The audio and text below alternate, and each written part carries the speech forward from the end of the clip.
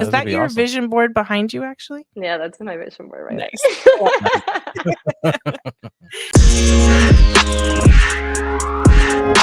And welcome back to the Riley Black Project. Crystal and John. Hey. What's up? Same old things. Yep. 2024 is spicy AF. I keep saying people it's not bad. No, but no, it's like it's been very interesting already. Yeah. So let's thank our supporters. Yes. So first is our sponsor, Katie. Mm-hmm. She offered 10% off with code Riley Black to her Etsy shop. So it's monarchpine.etsy.com. And then we have our patrons, amazing patrons. We literally wouldn't do this without you. So don't go anywhere, please. And if you're not joining us, tell a friend. Come on. Yeah. So our shout outs are Allison Mullen. She's new. Thanks, Allison. Thank you, Allison. Trisha, Heather Lynn with Lobo Designs. Finally. Liz with the Laser Outpost Facebook group. Super friend. I mean, she's a friend, but it's super fan. Brandy Mahoney. Victor with Excited Adam. Katie with Monarch Pine. She's a double supporter. Double shout out. Yeah, and she's one of my wholesalers. Oh. So, Crystal with Spreading Stardust, Camille, Lisa, David with Creative Cut Supplies, Alex with Laser Everything. Actually, you know what? I think he left us, and I didn't realize that. I got to take him off the list. Bye, Alex. Well, you got a free shout out. we loved you while you were here. We'll charge you for that shout out. I'll send you $6 or $6 invoice. Yeah. Stephanie Long, Barbie, Madison with Lasered Maple, Danny McManus, Emily with That Mom with the Laser. That mom. I almost said TM Wall because that's what we call it, but not everybody knows what that means. Right. Amanda with Cerulean Tides, Mark with Big Blue Laser Designs, the Kathy Ray, Brian with Sprouts Creations, and Will with Crazy Laser Dad, of course. Of course. So, Mr. Number One OG. He can't leave because he'll lose that spot. Right. Yeah. And and Mark and Will will be on shortly. Yeah, they'll be on later this month. It might actually be like the beginning of the next month once it airs. I wonder what they're going to be talking about. Yeah, I have no idea. Maybe just that little conference or something that they have going on. Yeah, level up or something like that. Yeah, something like that. Well, we'll talk to them down the road. Exciting times. Yes.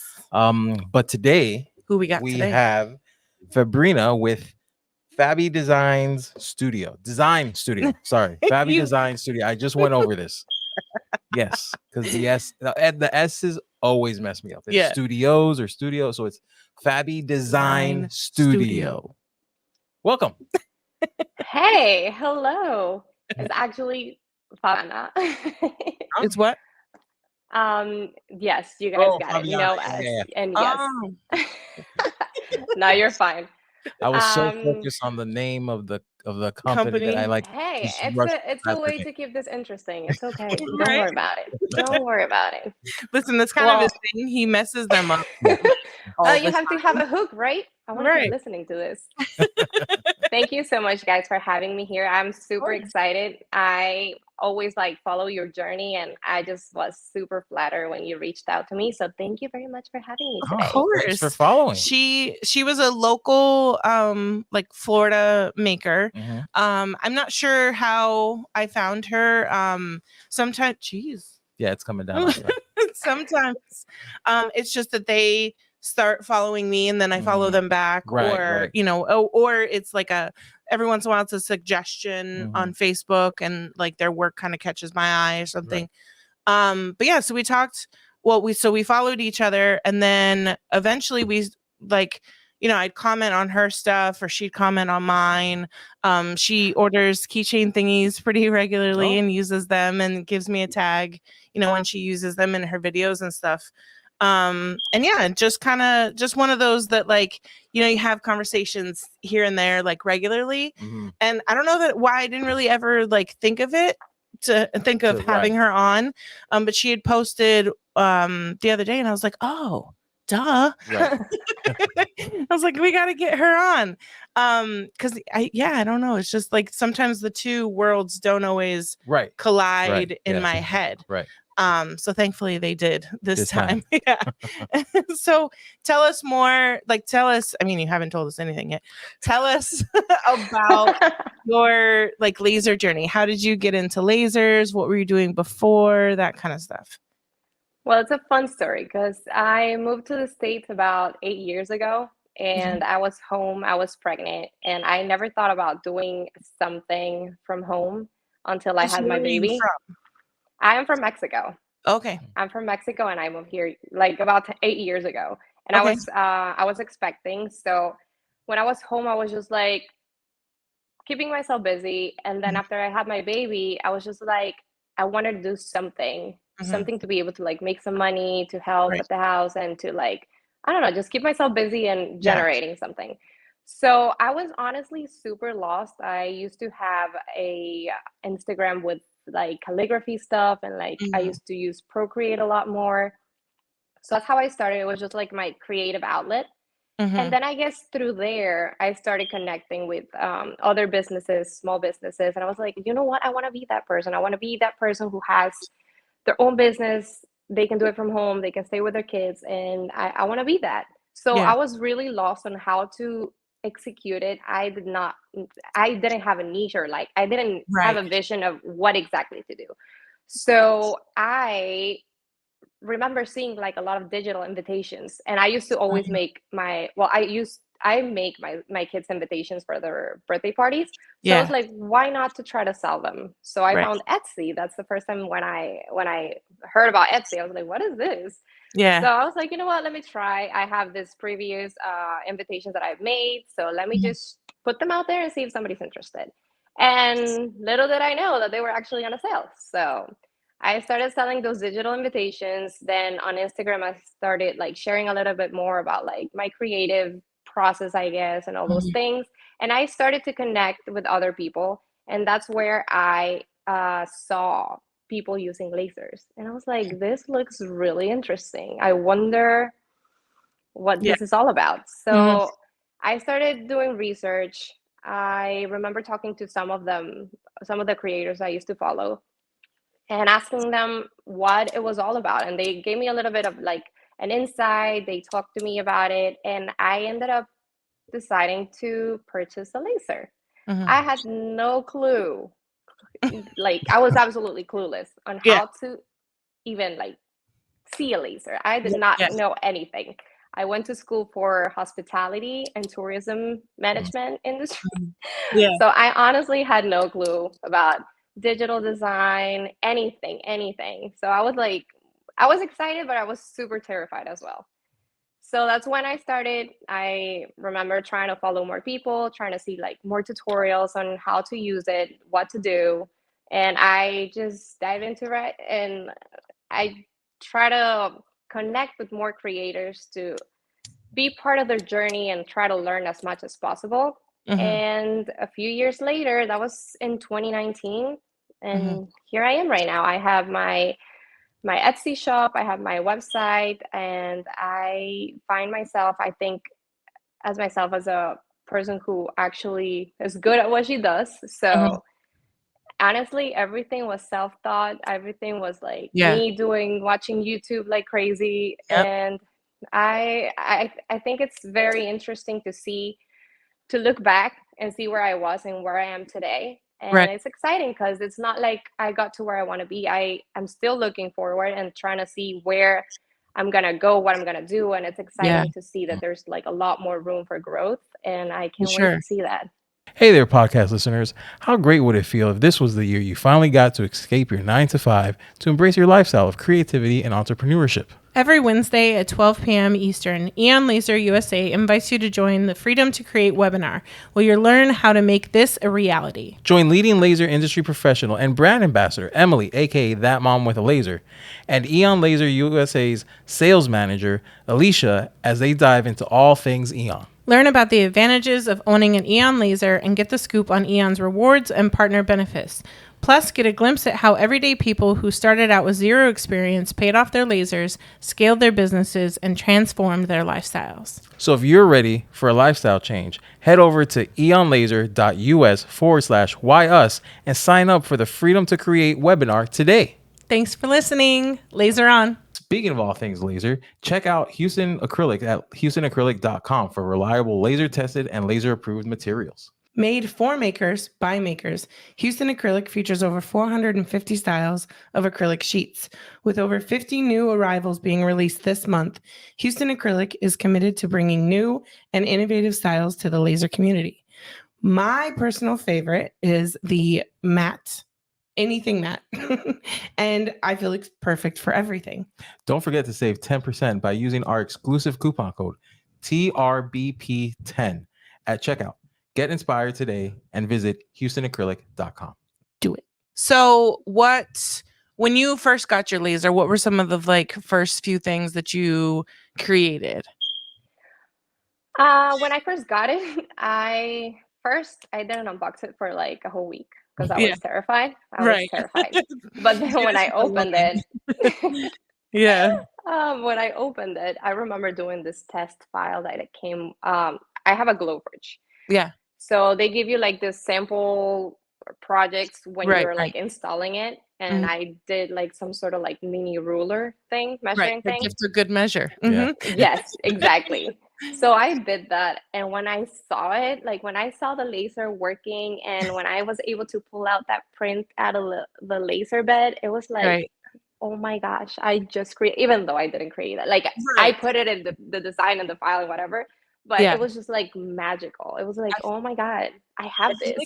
I feel like that's the same thing for everyone, because just like you turn it on, there's all this anxiety about for one, our first one didn't work. Right. So then when it actually started like doing something like engraving, it was like, oh, like it was doubly exciting. And you just I don't think I'd ever really seen one like in action before. So I didn't really know like what it looked like when it was like working.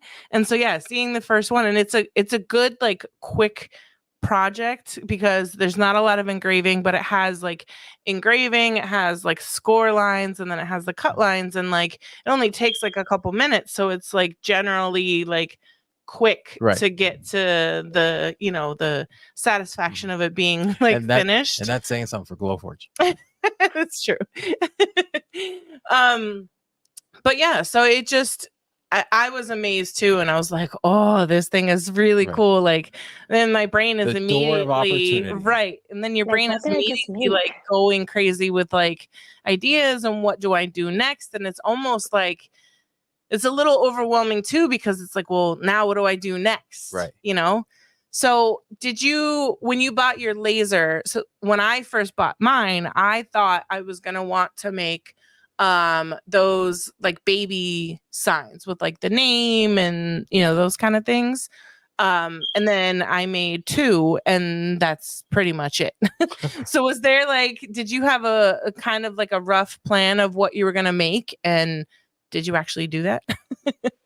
Honestly, I followed like a lot of people, and I was just like, I was amazed by their work, especially this person in particular, PB Corner, Fong. She helped me so much through it. And honestly, her work is beautiful. She inspired me a lot. So I was kind of like, I kind of want to do something similar. I want to be able to like I was thinking baby signs as well. I had this huge signs in my own, like, I'm going to make those. And honestly, now that I think about it, I don't see myself making those big signs. I feel like I learned a lot in the journey, and it's taking me somewhere completely different to where I envisioned first. And it's funny because I did have like I got my machine around Christmas. So I did make like a lot of Christmas ornaments and all those things, which I still make. And I still make like pretty much a lot of things of what I started making at first. But I realized not so long ago, to be honest, that my favorite part is actually creating on my iPad, like making the digital file, all the vectorizing. I just find it like mesmerizing. I'm not sure, but it's just like so cool and entertaining, and I could be there for hours. I love researching for like new fonts and see what looks better, and it's like, honestly, it's my favorite part. And I did not know this before because I just wanted to make things, and sometimes I feel like right now I think about the project and it's like so exciting, but when I'm gluing things together and when it's not the same excitement as when I am making my file in the iPad. It's completely different. So that's something I didn't know. I didn't know I was going to enjoy this part a lot better. And I remember when I was in high school, I had these classes where they used to teach me like animation and vectorizing, and I hated them. I hated every Wednesday. I hated to go to school because I was going to have that class. And I see myself now watching tutorials, paying this course here or doing this before, like a few years ago, on how to learn all those things that I was learning in school. And now that I understand how much I enjoy it, now I have to pay for it, or now I have to invest a lot more time that I should have, you know? So it's funny. It's interesting because the journey takes you to like places that you didn't even think about. Well, and you could have been, I mean, obviously when in high school, you were in a different place then. You maybe hadn't like leaned into like any of your like strengths yet. And then I know for me in school, the teacher was a huge part of whether I enjoyed the class or not too. So it could have been that maybe the teacher wasn't like, just didn't, vibe exactly the way that it made it like entertaining or exciting for you. Because there was even like, I loved like pottery and photography in high school. Right. But then you'd get that one like photography so much these days. No, listen, it didn't work for me.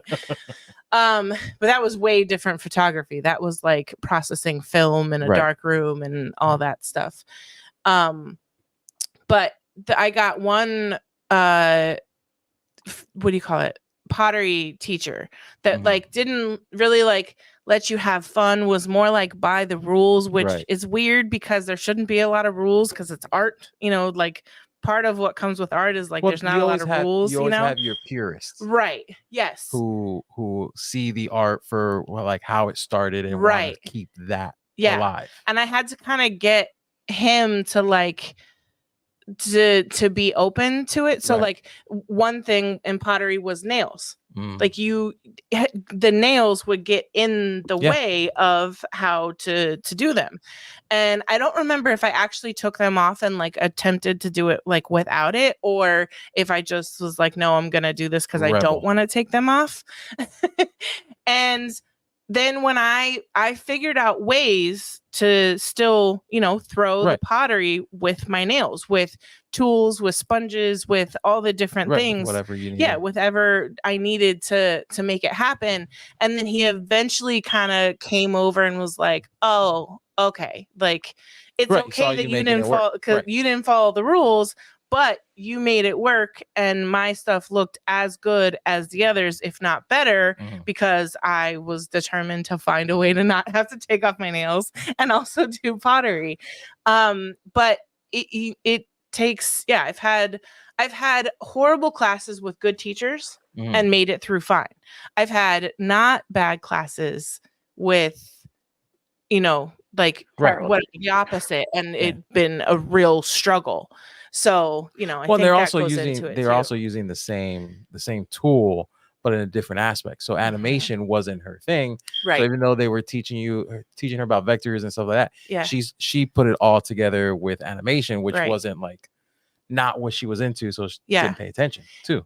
Welcome to the revolution in laser engraving. Introducing Lens Digital, the creators of the game-changing Pyburn rotary attachment. With the Pyburn 4.0, you can turn ordinary cups, tumblers, glasses, and more into extraordinary masterpieces. Looking to engrave niche items or want the functionality of a Chuck rotary? Look no further than the Pyburn Grip, Lens Digital's Chuck-style rotary. With a range of different sized jaws, you can easily engrave a wide variety of items. All Lens Digital products are compatible with most CO2 and Galvo lasers and were designed specifically for the laser industry. All that, paired with the best-in-class customer support, Lens Digital is your one-stop shop for all of your rotary needs. Transform your laser engraving game with Lens Digital, where makers succeed. Unleash your creativity today.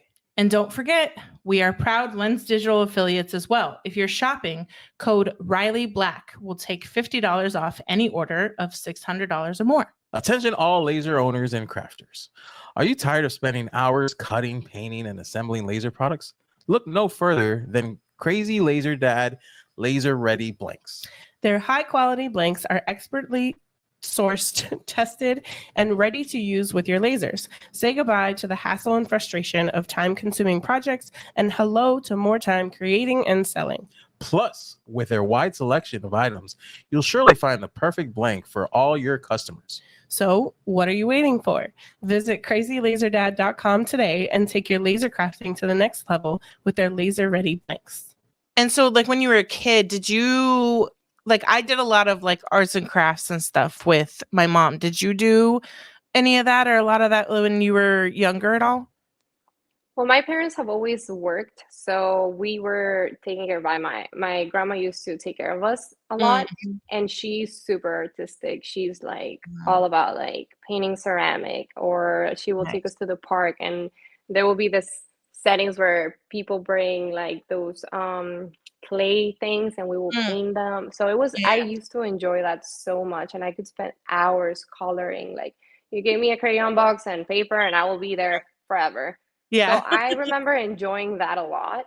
And after, I guess, I grew up, and I don't know, I just stopped doing it as much, but I remember like the peace that will bring me. I remember also in high school when I had the chance to go to painting class. It was just like my favorite thing. And what was terrible was that I couldn't pick that subject for the next year, since I was already there and everybody wanted to be there, or a lot of people wanted to be there, and it wasn't enough space. And since I had been there before, they were not going to pick me for it. So that, I remember it was just like the perfect space where I could be quiet, not talking to anybody, because sometimes I feel like I am a lot of an introvert, to be honest. And it, like, being around other people makes me a little bit uncomfortable sometimes, I guess.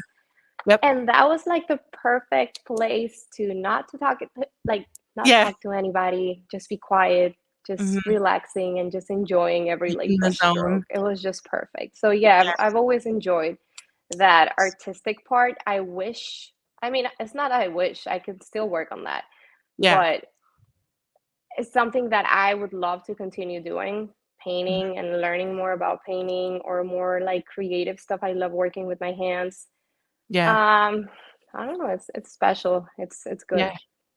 I mean, JR, he's pretty like artistic and creative himself, and he'll find any, like, if there's something in his way, he'll find any kind of like solution, or you know, where he drew what was it, the Sonic? What was his reference for that? Was it just like a video, a YouTube video? Like, they drew Sonic. He's only allowed to watch like kids YouTube, and on his iPad, well, his like Fire tablet. Oh, was it on TV? It was on the TV, and I remember he was playing and pausing it.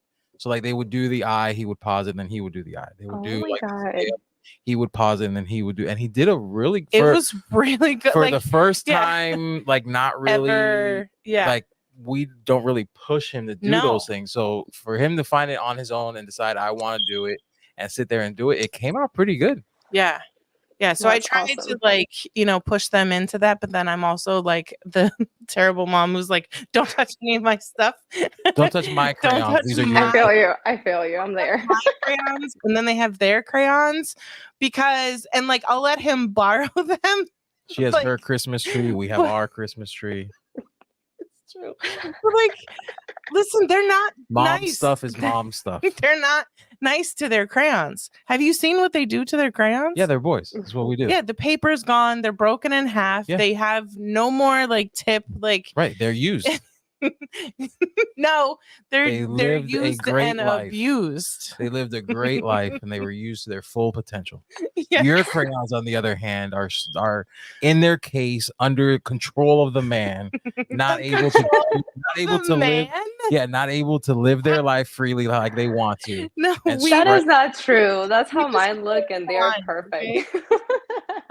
See, so like, And like, again, I'll let him use them, but I have to be right there because like they're savages. Okay. Yeah. So like, yeah, but like I wanted to, and when I always hear like the stories about like them getting rid of art classes in school, it makes it like, it really like gets to me, because if it wasn't for art classes, I probably would have dropped out of high school.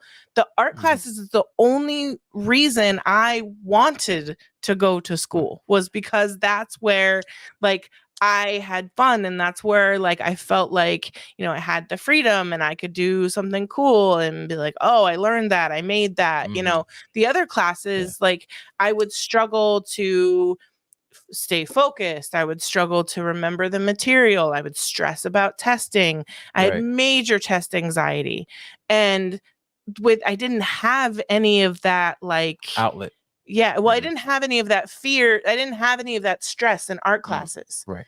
So it was like, yeah, I mean, you wanted to make sure it still looked good or didn't fall apart, or, you know, getting the glaze right on like pottery or that kind of stuff. But like, there wasn't like the stress in school. Right. And so I hope that like it continues to stay around for them. And if not, then it's just even more responsibility on our part to make sure that the kids have that if they want it, you know. Right. And it's hard because they don't see, you know, arts and like music and PE. They all are like, you know, when I was in school, they were called electives. So like you get to take them, but they're not like part of the core curriculum. Right. Because the core curriculum is what like gets you a job, gets you, you know, your degree or whatever. And they kind of seem as like not a throwaway, but like a side. Just like here, you can have some fun in your day. Right. Not seeing like there's also a future. Right.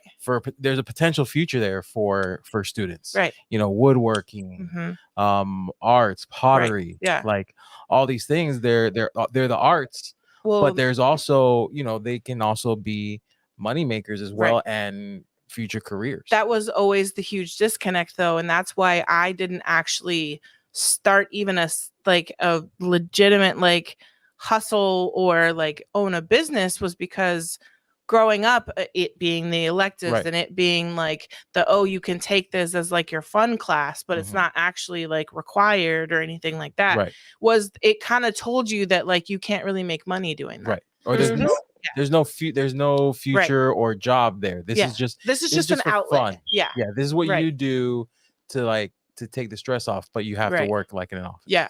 And it's funny that you say it like that, because honestly, if you think about it, school is just another place where they want you to be part of the system. They want you to follow a certain plan so you can be part of the system who works from 9 to 5 and do what they're supposed to be doing, which is honestly not true. They don't tell you that being an electrician or being a plumber or being a woodworker or being a trade, that's actually going to give you one, less stress in your life because you're working probably less hours, and two, it's just like letting yourself be. You don't have like, why are they're forcing you to go to like math and maybe sometimes I remember going to philosophy.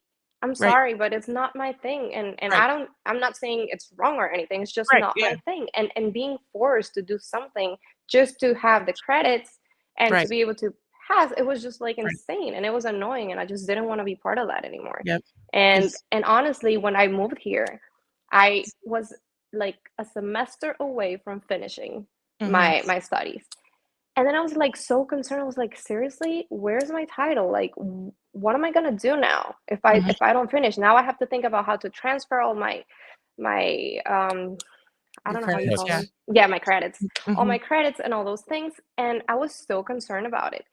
And now I think about it and I'm like, why am I gonna pay for a school that I'm probably gonna be in debt for like the next 20 years? I don't even know how long because it's so expensive. And what for? What for? To get a piece of paper and then just do what? You know? We were literally talking about this the other day. It depends on what the profession is, because obviously, of course, it's not like you're not gonna go to NASA and just like, hey. Although I know I rocket scientists. YouTube. Although I know a rocket scientist, and I'm like, you know, I can probably do that. We're on the same level. Let's do it. Yeah, but we were talking about it the other day, you know, I mean, and again, like I don't regret going to school, and at the time, so I worked for you know, an oil and gas company, and I was in the accounting department, and I, you know, had goals of, you know, I wanted to like move up, you know, make more money and whatever. And the way it was set up, again, corporate kind of America, like there was only so high that I could go without a degree. And, you know, I had a lot of my friends were like going to school, they were struggling to pay for it and all that. And my job paid for my degree as long as it applied to what I was doing. And I didn't love my job, but I loved like the people I worked with and that kind of stuff. And it was just kind of like, okay, this pays the bills, you know? So, and I still did have goals of like, you know, I didn't want to top out in my mid 30s and not be able to go any higher and just be stuck there because I didn't have the degree. And so the lure of like a free degree, as long as I got the, you know, required grades, I was like, okay, let's go. And my sister had attempted, you know, to go to college right out of high school. And because that was like what you did, that was what you pushed in that generation. And, you know, my grandparents had even like set aside like a fund to pay for, you know, some of like the first year. I don't know how much, but she went and she didn't know what she wanted to do. And so she was like unfocused. Now, my sister was like, she did very well in school. Like she wasn't like a valedictorian, but she was like a couple students below that, you know? Okay. I was the complete opposite. I hated school since 5th grade.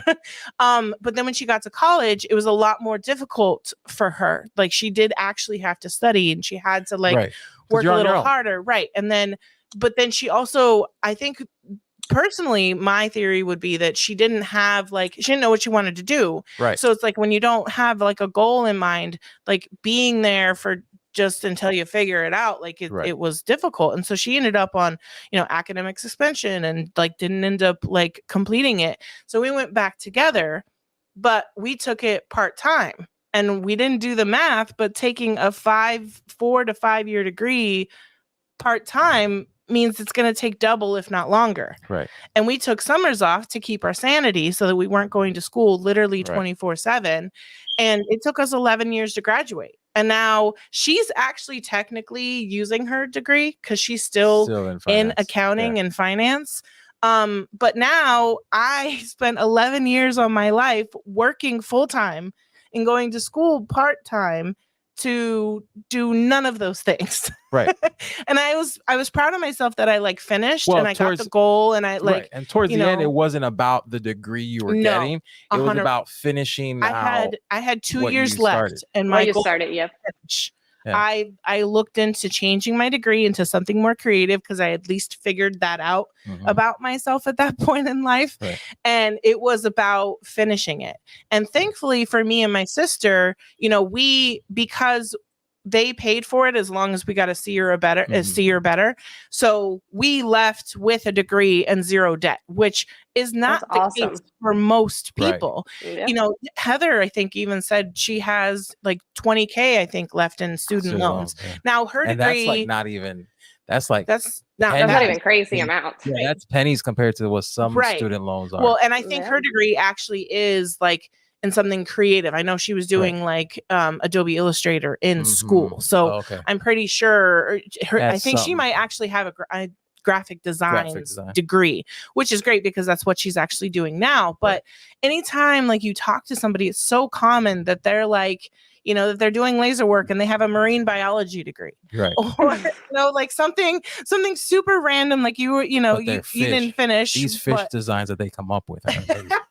I mean, yes, but sometimes that is what it is because that's still their passion. Right. But like marine biology, and then the crappy part about it, like when we were talking to the one who was a zookeeper, like I think you had to go through all this like expensive schooling or whatever, but then they didn't actually pay that well. Like it wasn't a livable wage, and you're taking care of these like very specific, unique animals, and you get paid $12 an hour or something like that. I think it's again, you know? it's the perception, right? Because it's like a zoo is perceived as something like, you know, where you take the kids, you know, like to fill their time and their day is not really looked upon as like a serious profession. Yeah. So it doesn't pay right, yeah. but it doesn't pay. The pay resembles that, kind of like, you know, not to get into politics or anything, but like schooling and teachers. Yes. Like they're looked as like almost glorified daycares. Right. Like, you know, you have to go to school, you guys have to teach.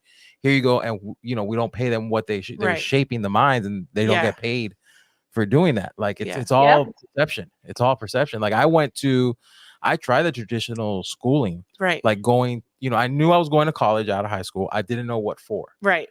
And I can't tell you how many of my friends, were like, oh, well, we're going to college. What are you majoring in? You just I don't know, but I know I have to go to college, right? Because you just have to go to college. And then my senior year, I found TV. So I went into TV, but then I get there and it's like a journalism degree. Well, that's not what I want. I want to play with cameras. I don't want to be like a journalist and like write down a script and everything like that. I just want to play with cameras and microphones. Right. Now look at but I didn't know that. So, well, no, I almost like didn't go. Well, no, I almost got like dropped from my financial aid and stuff because of my grades in the traditional. And then I remembered a bunch of friends going to a vocational school to become mechanics. Yeah. So I was like, let me see if they have like a TV program or something like that. And they did. And it was all about playing with cameras and the philosophy of camera work and stuff. And I'm like, oh, this is what I want to do. Yeah. Yeah. And it didn't lie. And I got my certificate. It's not even really like a degree. It's a certificate, but because of vocational school. But that's where I want to go. And I can't tell you how many like journalists who graduate with journalism degrees to be in production. And it's like, it doesn't translate. Right. Because all their schooling was spent on how to tell a story with words, not how to tell a story visually. So they come in and they don't know, they have to learn all over again. Right. Yep. So it all depends on, you have the right idea of what you want to do, but not know where to go to get it. Right. As well. And it's so funny because sometimes like, for example, I was like always terrified of testing, and it was just like, I used to hate tests. So yes. Same. Yeah. Not me, but how many people don't do like maybe not so great in school, and then they graduate and they're freaking good at what they do. Right. And then some other people who are like always A's and like A+, everything perfect. And unfortunately, they did not develop as well after they graduate. They don't know how to almost translate kind of it. like book smart, and then it's kind of like if you compare the two, like either creative and book smart. Like, okay, you're book smart, but then do you know what to do with that once you leave school and you pass all these tests and there aren't tests anymore? And then there's us, like me, who had horrible test anxiety. I would know the material, I'd show up to the test and my brain would go, it was blank. Right. And it was the absolute worst feeling to like know that I knew it, but then I would overthink everything and I would like question every answer. I'd go back and change some. I'd sometimes wouldn't finish on time because I'd spend too much time trying to make sure I got all of this right. And then I'd be rushing at the end.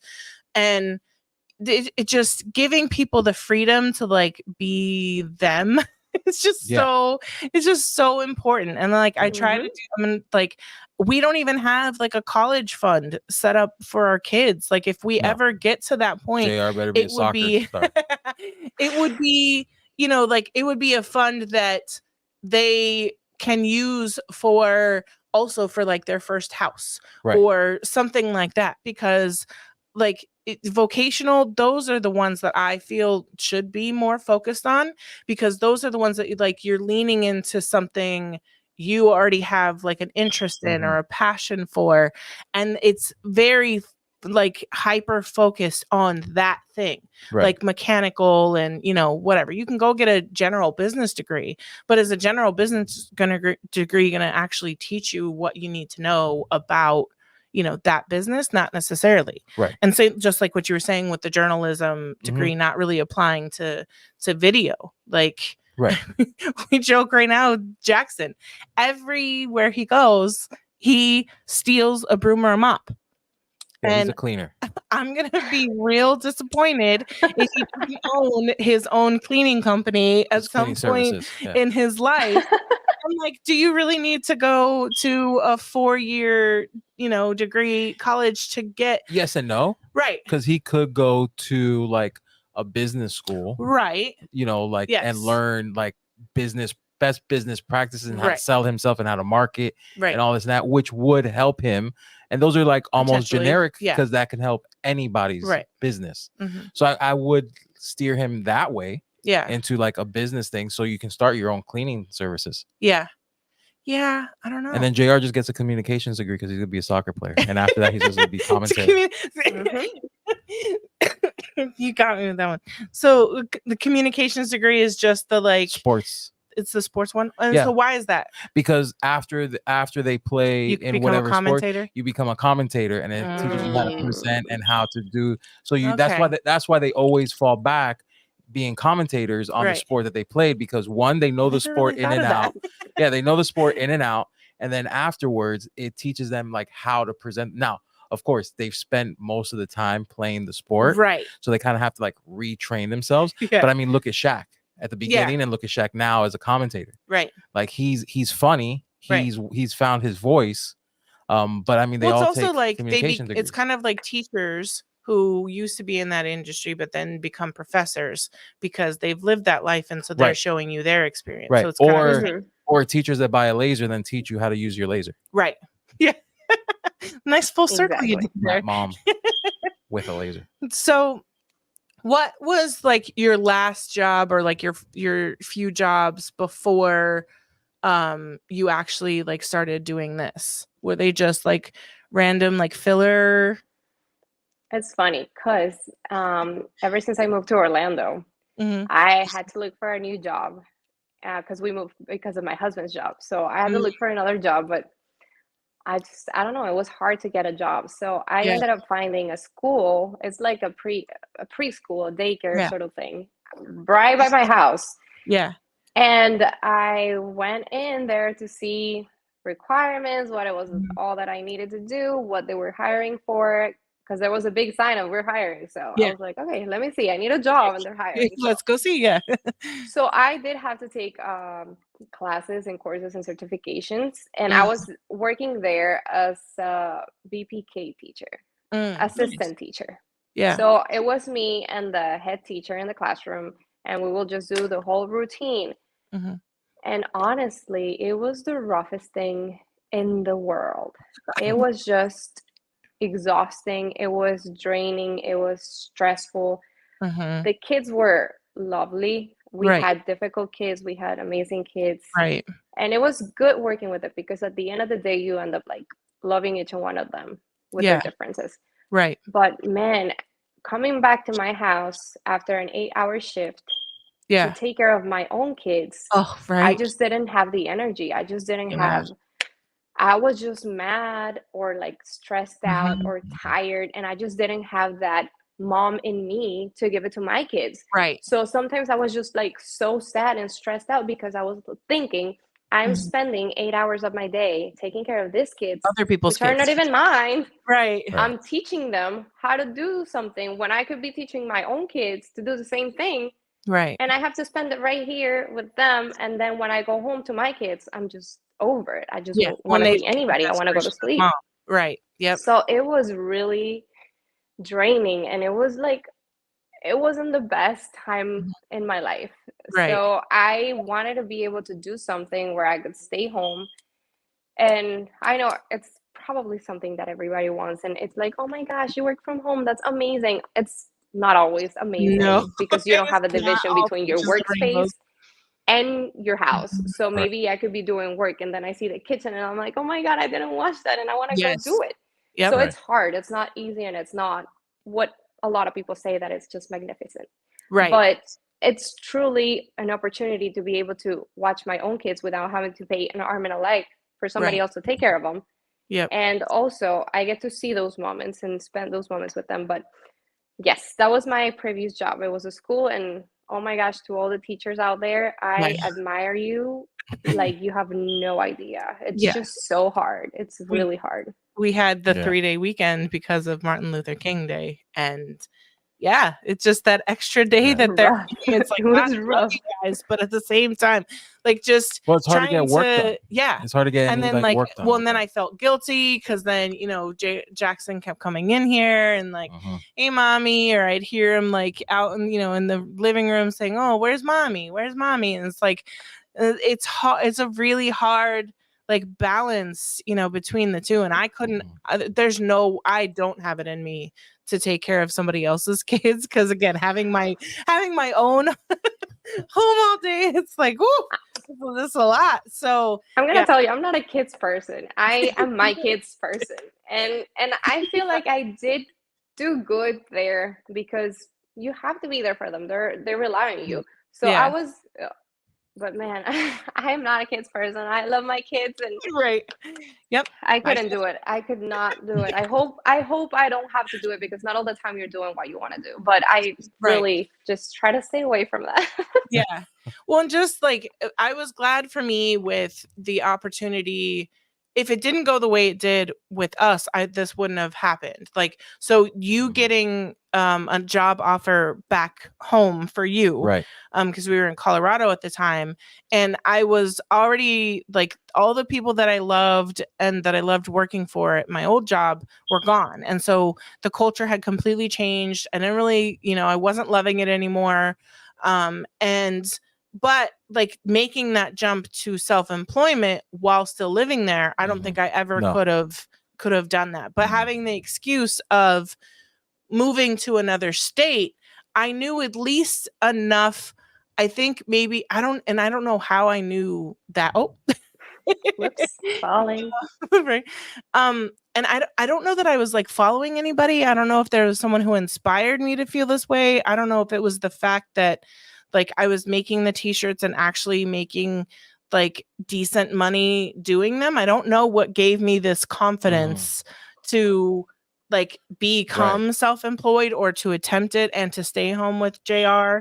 But like, I'm glad that happened, because like I already knew in my head, because I had a well-paying job that I didn't enjoy doing. And I had told myself, given this opportunity, if I go get another like regular job outside of the home, that it needed to be something I enjoyed doing, even if it meant it was less money. Right. And I still don't know like where that motivation came from, if it was just like organically or someone in particular. But like even now, like when it gets hard with working from home and working for yourself, I always joke that I'm feral. Like I can't go back to like a regular job or working for someone else. And if I did, it would have to be something fun, like, you know, a tattoo shop or something creative, or, you know, like when I worked with Amanda. Right. But like, but even then it's working for somebody else, and not yourself, and not having the freedom of making your schedule and us going, you know, on vacation when we want to, or, you know, just be able to make just make things happen on our schedule. Right. What it showed me was that at the very least, if I'm on someone else's schedule, or if I have to request time off work for a vacation, or, you know, run my hours by someone else, if that's the scenario at the time, because let's be real, we don't know how the future, what the future holds. Right. I hope at very least I enjoy what I'm doing, or that it's creative, or it's something that gives me some kind of joy, because I experienced the opposite of no joy. And no, like, you know what? It's also important. I'm sorry, keep going. No, you're good. Yeah. I think it's important too, because you honestly and sadly, you don't know when you're going to be replaced by somebody else, or you don't know when that layoff's going to come. And it's important for you to work on something, or a plan B, where you can actually rely on yourself to be able to pay the bills. And of course, you have to have your savings, and you have to have your plan B, but it's also good to have a plan where you can do you and do what you enjoy, and be able to live your life doing that, you know? Yeah. And like you mentioned with layoffs, the oil and gas industry, buyouts and layoffs were a common thing that you had to go through. I mean, my mom worked for I don't know how many different oil and gas companies, because one would get bought out, and then you hope that the new company wants to bring you on and sees you as someone valuable in their new vision, whatever that is. And I had experienced where they laid off, because me and my mom and my sister all worked at the same company. My mom was laid off, my sister was laid off, and my boss, who was almost like my second mom, was laid off, along with everyone else in my department except one person. 12 people went down to 2. Right. And I was like, and I was saved, but I had like almost like survivor's guilt, because everyone close to me was let go. And then I also knew that at any point that could be me. Like, okay, I'm valuable now. Am I going to continue to be that way? Especially when now my entire department is in another state, because they moved that department to Texas, and they allowed us to still be in Colorado.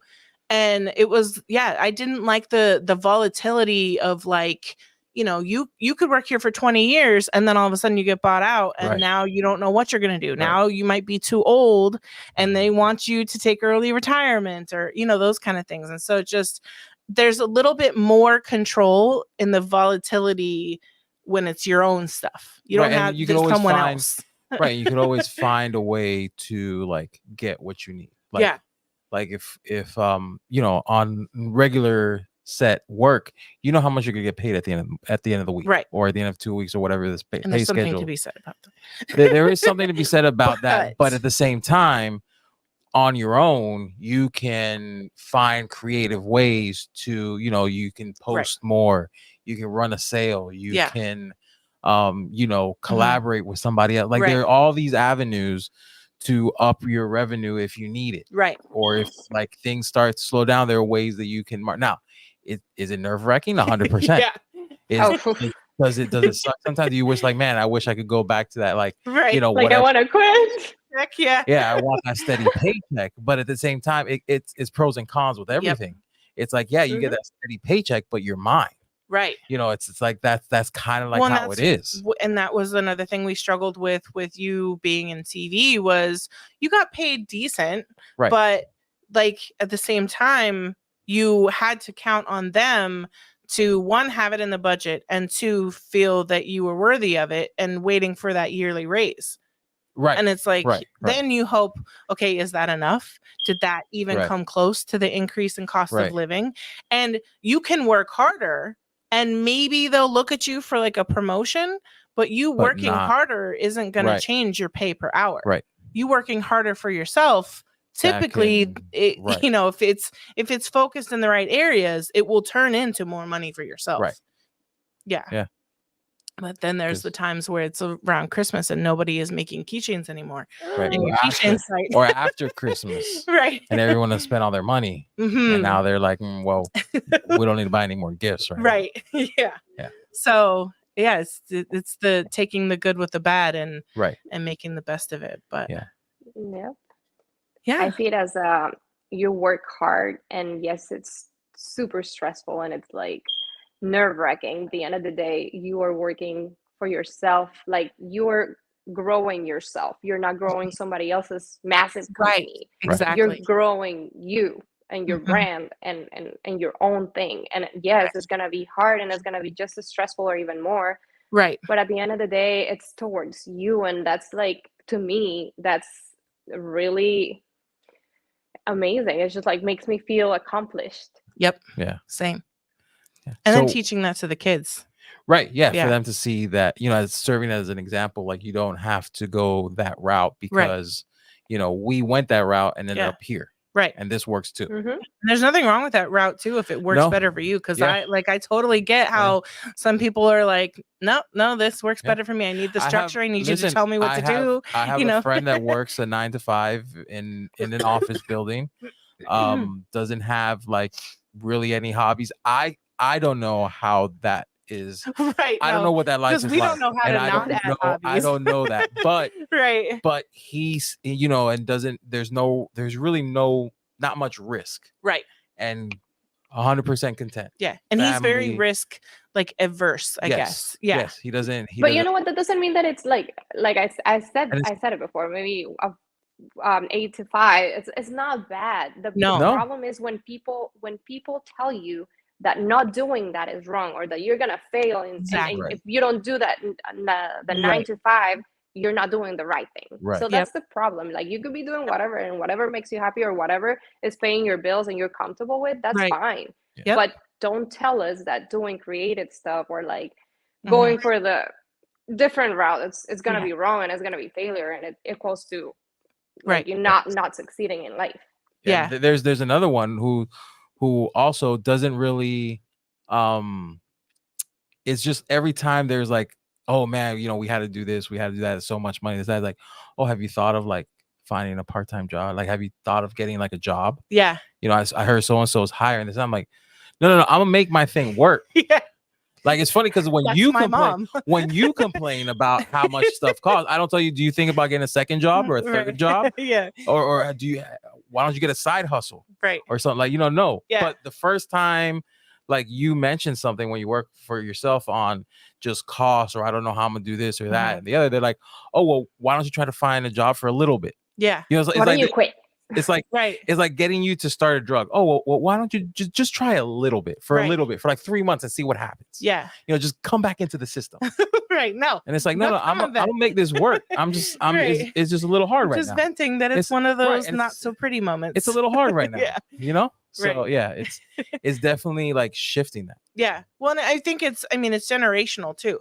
It's what they grew up in. It's how they like, it's just what you did then. So they don't we're like talking about Kathy, Heather's mom was saying, she was like, all these entrepreneurs, like this is like a new thing. That wasn't a thing that you did in her generation. You didn't. I mean, it was, but it wasn't as common. It wasn't nearly as common as it is now. And she was like, now, like if you don't like your job and you're 30, you quit and you go do something yourself. And we're like, yeah. You know, if there's one thing COVID taught us is that it's possible. Right. It really is. And that position you have, not as important.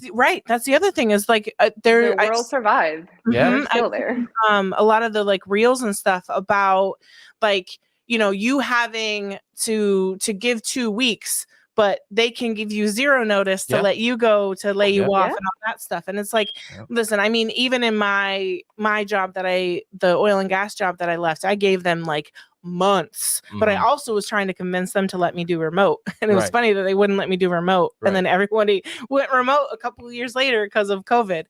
Of course. But, you know, just almost giving your employer kind of like the same energy. Like, it's fine if you enjoy working there, but just remember, like, you are disposable to them. Like hopefully you are a human. Replaceable, all those things.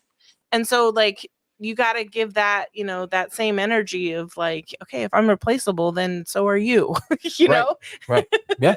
Yeah. So, what were you going to say? I was going to ask her what the future holds. Like, what do you see yourself what are you working down the road? Well, I am excited because it's not because I want to be like new year, new me. But I do have my goals. Of course. On the side. I started doing that. I've never done a vision board before. This is my first one ever. And I feel like I want to try to like manifest, and I want to bring all those good things to me. I'm actually working right now on a course for people like me who are just at home thinking about what to do. I want to share with them how to get there in an easier way, because I remember struggling much finding the right video to watch, and I would have already spent 20 minutes watching this video, which was useless or maybe not so interesting. Spend out. That's why I made my silhouette course, was because I'd spend hours looking for this thing and I would not find it simply because I didn't know what to call that thing. So exactly. And it's so hard because it's investing a lot of your time doing research, and maybe you'll find something super cool and interesting and you're like, oh, thank God I was looking. But at the end of the day, what you're trying to do is trying to save time and trying to get the information right there, and just like wishing it was there from the beginning. So I'm trying to do that. I'm gathering all those resources that I've used and I found helpful to be able to give them to people to have them skip that annoying part of like doing the research and what is reliable and what is not. So that's my plan for 2024, to launch my online course on how to either create your digital files, how to like do the basics even with your laser, and how to just like start running your small business, or whatever project you have in mind. And I find it funny because I never thought I was gonna be here. I really never saw myself doing this and recording myself and like making reels and but it's funny and it's fun and it really it's something that I enjoy so much. So I'm happy to share that with people. And it's funny because I have people who ask me, hey, how you do this? And hey, what do you use? And it's just like so I remember being that person like, hey, where do you get this? How do you do this? What do you use? And now having some people ask me that, it's like, man, I might be doing a good job because, you know, I have people looking at what I'm doing and it's exciting. So those are my plans. I do have a lot coming up. So stay tuned. And I'm super excited to see how all this, like this conversation, like look at the end of the year and just like, oh, remember when I was talking about this? Here it is. Yeah, I remember when it was just a thought and now it's actually like a thing. Yeah. So where can people find you, especially if they want more information on the course when it comes out? For all this information, I'm super active pretty much all the time on Instagram, which is at Fabi Design Studio. That's where you can find me. I have a broadcast channel where I share when I create like digital files and I put them for sale.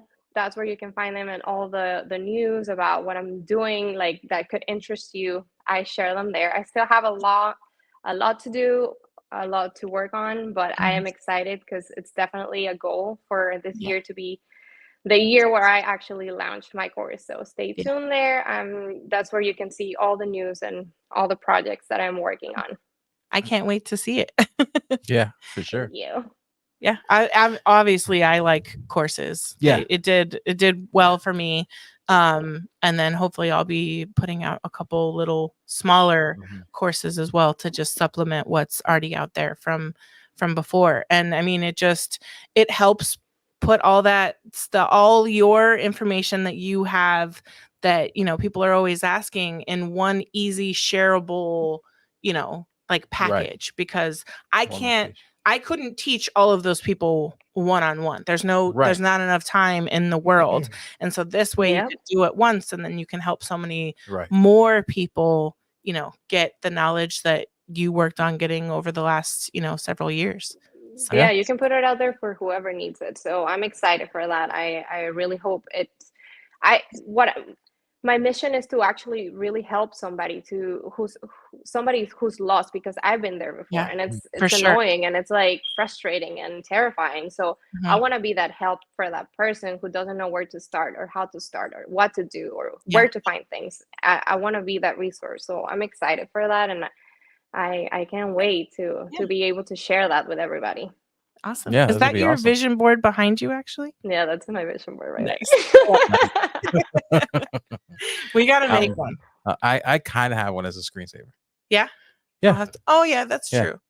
You have to. I mean, it's not like, oh, you make a vision board and that's going to happen. You have to work for it. But it's still something that you see every day. Setting and doesn't slip your mind. So it's a good reminder and it's a good way of like seeing your goals and at the end of the year, I guess, like seeing how much you grew and what you achieved and what's good for next year, because not everything has to be done in a year, you know, immediately. It's just like to start working on it. I feel I keep going back and forth on whether like a digital one holds the same weight as like a physical one that you kind of make like the old fashioned way. I think it does. I think the practice is just it's almost like writing it down in a journal. Right. Like you're committing to yourself by doing something other than just thinking it. Right. You know what I mean? Like you have something, whether it's physical, like, I mean, even though it's digital, it's still physical because you'll see it every day on if it's your background, or if you print it out or whatever. So I think it's like those people who want to do like a digital agenda or like a physical one. Like they both work and they both keep you organized, but it's just it depends on you, I guess. Yeah. I'm big on like speaking things into existence. I've kind of, you know, going into this whole thing of starting my own, you know, my own thing and everything like that has kind of like made me revert back to when I was like younger. Because like I remember working at Winn-Dixie and anyone that worked with me back then will tell you, which was a grocery store. Which was a grocery for those of you who don't know Winn-Dixie, it's like Kroger. You're on that side. But anyone that worked with me then would tell you that I was like, no, I'm only here. Like, this is just for this season of my life. Yeah. Like, I'm moving not gonna on be a from lifer. here. Yeah. No, I'm not a lifer, and I'm gonna be doing something in TV. I didn't know what. I didn't know it was gonna be news, but I'm going to be doing something in TV. Right. Like, and then I would tell my I'm friends, impressed that you knew it that young. Like, I always wanted like a motorcycle. You know what I mean? And I always like there's certain things that I kind of like spoke into existence without even. And this is before anyone said anything about speaking things into existence or putting it out there in the before universe. that was the thing. Yeah, I was like, I was just doing like I would anyone that would ask me, I would tell them this is what I'm doing and this is what I'm gonna have. And then, you always have those people that talk a lot and they don't do anything, and X amount of time later, they're still in the same place. Well, they talk about it, but they don't actually put any steps in motion to make that happen. Yeah. So, but I do feel that is part of it, is talking about it and saying what you're gonna do. Obviously at the right time, not like don't talk about your patent as you're patenting it because someone's gonna steal it. Clearly. But at the same time, like, working on something big that's gonna change, or like something big that's gonna make things easier. You talk about it to like kind of make your manifest work, make your work count. Because if you just say it and you don't do anything, or you're doing all these things but no one knows, then no one knows. So when it happens, it's like, well, and I mean, you almost got pulled in to that, not almost, because you were very set in this, I'm not gonna do this, but it was almost like, for me, it would have been hard when you almost got the manager position, because the manager had left seafood. Oh no, he was, so his daughter, or he was retiring or something. He was going to retire early because his daughter was sick in another state. So the fear was that he was going to retire and go over there. Right. So my managers were propping me up to be the manager. I was only 18. Right. And I told them, like, whoa, and whoa, the whoa, money whoa. I'm like, as a manager is, especially at 18. I mean, I was a grocery store manager at 18, and leaving the money was really difficult. So you at least fear. That was my fear. Yeah. I didn't want, because again, I'm leaving. This is only for a short period of time in my life. Since I'm leaving, I'm already gonna take a pay cut because I'm already making a lot more than the entry level in any TV. Right. So I was like, I don't want to make, I mean, at the time, what was I making? $7 an hour, $8 an hour. Oh, God. And that was like a legit, good part-time job, like especially for an 18-year-old kid. Yeah. I didn't want to make $10, $11 an hour. Yeah. Because I knew I was going back down to minimum wage. Right. And I was already a hit and feel it. So I didn't want to like get my lifestyle a year or two accustomed to 10. Right. And then have to struggle with a decision of leaving when I know that's the decision I want. Right. Yeah. So I told them, I'm like, listen, for the time being, I'll do the orders, I'll do all while you look for a manager. While you look for someone else. Yeah. I'm not that guy. And I'll even help you train that person if you want with how we do things here. Yeah. But I'm not that guy because I'm leaving. I'm not telling you, I'm not putting in my 2 weeks by any means. Right. But I'm not staying here. I'm long leaving. Term, yeah. I'm leaving. Don't count on me to be here for 5. Yes, I'm leaving. Yeah. So I have no interest in full time. Yeah. I don't even want much of a raise because I'm leaving. Yeah. That's smart. Yeah. It's really smart. I mean, it's just one of those things, like when you're like convicted and you kind of like know what you want and you work towards it, then it's kind of easy to talk about it and manifest. But I do think it is manifesting. I mean, I couldn't talk about leaving my job to start this, but everyone in the laser community knew. Right. Like none of my colleagues knew because I couldn't really talk about it because like I'm quitting my job, but I can't.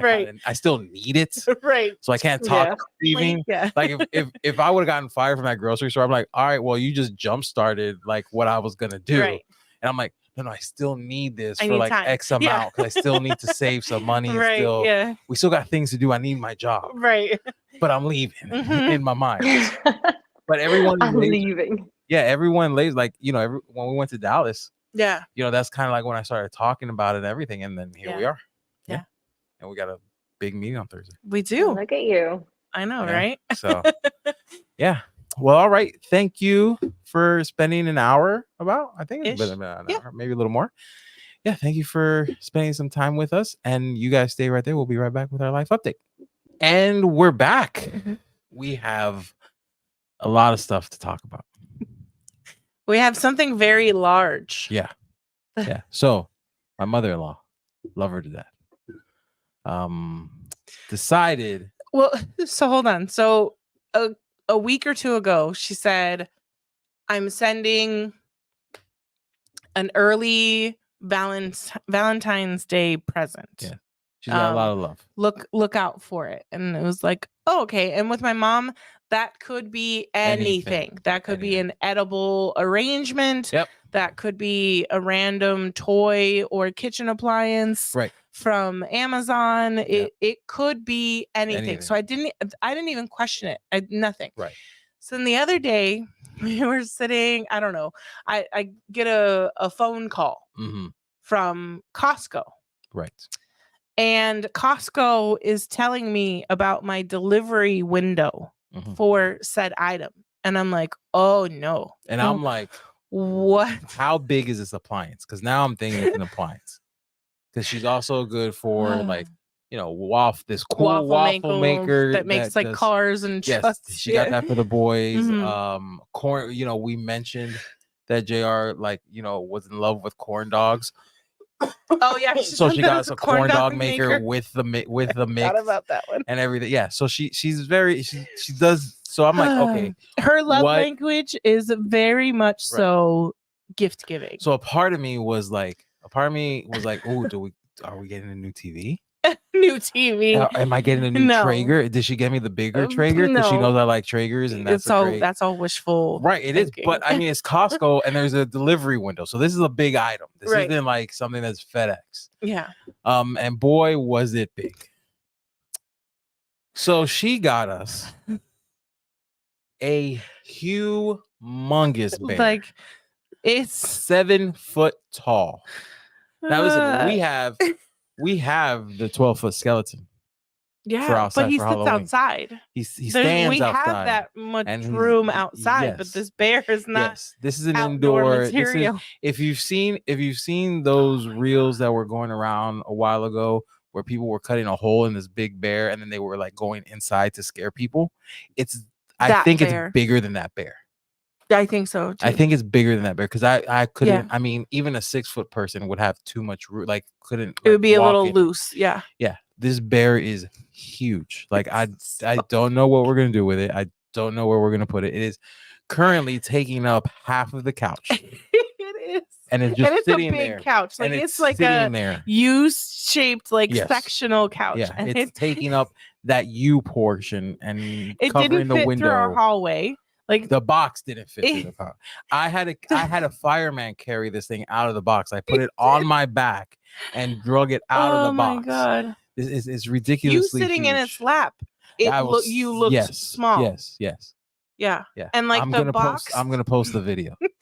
the box like just flattened, right? Not like end to end open, just the box flattened. Right. Takes up the full wall of your mom's bedroom. I don't know what we're doing with this bear. And then the boys, of course, are jumping all over it. Love it. Pushing each other off of it. Then Jackson kept pushing, like leaping on it, but like head first. So last night he had like 6 red like and JR is using it as like a couch. Yeah. He puts his hands on the back of his head like this and lays on it.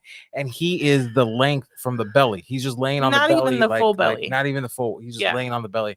And then Jackson just comes up and pushes him off. He's like, get off. Yeah. And it's 7 feet, but it's mine. It's a big bear. Yeah, so he would jump over and he'd hit his head and he'd rub his head and he'd go around and he'd do it again. So you had to like try and teach him to like jump, but like go feet first, not like head first. It's a huge bear. And then he woke up this morning and he was drinking his milk in bed as we always do in the morning. Yeah. And then all of a sudden he starts crawling off the bed and we're like, where are you going? He was like, bear. Yeah. Big bear. Big bear. Yeah, and he was pulling on his feet. And I'm like, leave it alone. It's going to fall on you. And then you're going to suffocate. Hurt yourself. Because it's 7 foot tall. And so if anyone 50 pounds. The local, it's a big bear. It's a big bear. Me and your mom were trying to move it. I don't know where you were. I think you were in here, and we tried to move it. I think onto the couch off of the floor, and it was difficult for her and I to move it like if it's a body. Like I have to get the arms around my shoulders, bear hug it, and lift it again like if it's a person. Yeah.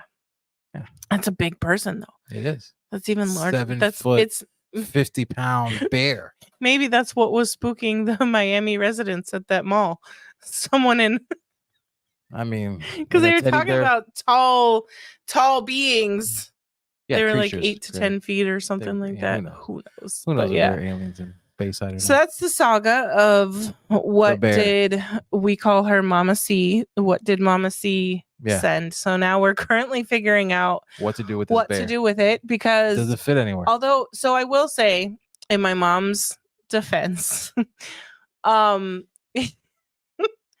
it reminded her of a big bear that I had when I grew up that I got from my grandfather. Yeah, but it was nowhere near this size. And she did order it online. So I think she knew it was huge, but I don't think she knew like how huge. Do you remember me showing you the pictures when she said that it was a big bear and I found it online? Well, yeah, but that wasn't like pictures in the listing. Yeah, it was a lady standing next to the bear, and the bear was towering in over the listing. In the first picture of the listing. I don't know. Maybe she just didn't. I struggle with like the size, whatever things. The online. Blanket you bought, JR. This big. It was like a little napkin. It was so tiny. Yeah, and then you order peanut butter from Walmart, and it's like a tub of peanut butter. Yeah. So, but they do love it. So I think we're gonna try and figure out how to get them a smaller, more logical bear and go from there. But then the hard part is returning said bear to Costco, like getting it there, putting it back in the our box. Vehicles. I don't even think we'd put it back in the box. No, we got to, because it's gonna get dirty. Like carrying it out is gonna get dirty, and they're not gonna accept it. It has to be put back in the box. We'll see. Maybe we can just put it in the back seats. Put the seats down and put them in the back. What? It doesn't fit in the back seat. If we put all the seats down in my car and put it in the back, fold them in half. I mean, maybe. Yeah, he might. I think his feet's still gonna stick out. I mean, maybe I'll have a foot next to me while we're driving, but I don't know. I don't know how we're gonna. I'm just putting it back in the box and throwing it in the truck. Yeah, so that's the I don't know, the saga, the bear saga this week. Yeah. We'll make sure to add that to our vlog. Yeah. And then what else? You uncrated and set up the fiber. We haven't turned it on or vented it or anything, so that'll be next. Yep, but it's not hooked up at to least power, it's computer. out of the crate. Mm-hmm. And sitting right there. So step number 1. Mm-hmm. And then we have a couple. It looks really nice. It does. It's all black. Shocker. It's a very, very nice. Oh, it's Hey Ocean is how we believe it's the phonetic sound of the branded laser. So I went through Will and Pascal, I think is how you say his name, to get the laser. So it's a 50-watt JPT, I believe. So I'm excited to see what content we can do from that. I have a bunch of keychain Blakes on the way to see what we can do. Yeah. But that's pretty much it. A lot of I'm going to be doing some not goal writing, but to-do list writing to hopefully better focus when I have because I have a lot of, I have 3 hours. How should I spend this 3 hours? Right. Or I have 30 minutes. How should I spend this 30 minutes? And I need a list to choose from that best fits whatever time I have allowed that day. Because what always happens to me is it'd be like, what should I work on? And then I'll choose whatever the first thing that comes to mind. And then the alarm goes off to start warning me to get ready to take care of the kids. Right. And I remember shit, I I didn't should do have that. worked on this other Right. thing instead of, you're not wasting my time, but instead of focusing my time on that one Right. thing, it would have been better for me to spend that time doing this. Right. So I'm hoping, giving myself, I don't care if it's several pages, but giving myself a list of to-dos to mark off. And then you also get the gratification of marking something off the list. Yeah. So we'll see. Yeah. I have ADHD undiagnosed. So She I tend to have, say it all the way. I could, That's how bad it is. but like I tend to have like a lot of lists that I never end up going back Mhm. to, or so I'm going to try it though and see if it helps me focus a little bit better on the things that I like, you know, I want prioritized. Right. Yeah. All right. Uh-huh. Cool. Yeah, Mhm. and that's it. Well, fingers crossed, because if you're a patron and listening to this on Friday, I had a meeting yesterday on Thursday. Yeah. Hopefully it goes well. Goes well, and we can close this client. Right. Oh, Yeah. and then if you're probably not watching at this point, but if you are a ad sponsor, I will be sending out emails this week about renewing said ads and sponsors. And so if that's something you aren't yet on and you have interest in, let me know, because I'll let you know if someone doesn't renew, there might be a spot. But currently they're all full. So we'll see if they all renew this year or not. And then, yeah, we'll go from there. Mm-hmm. It's been another great episode of the Riley Bye Project. Chris and John. Bye. Maybe we're all done.